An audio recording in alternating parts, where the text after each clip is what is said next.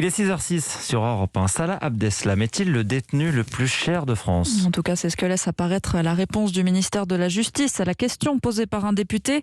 L'incarcération du seul survivant du commando des attentats du 13 novembre 2015 coûte 433 000 € par an, Chloé Triomphe.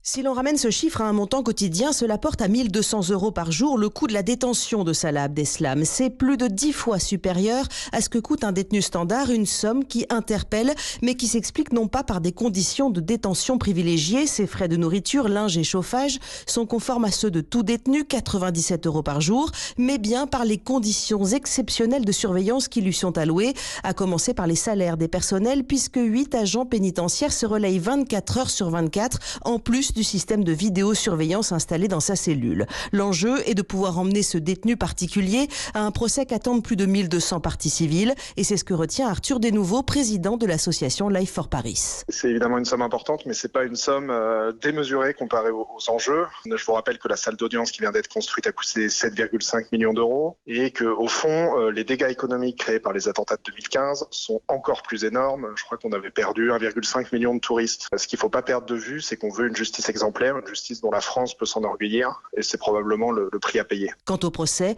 il devrait s'étaler sur au moins 8 mois à partir de septembre prochain. Chloé Triomphe du service police-justice d'Europe 1.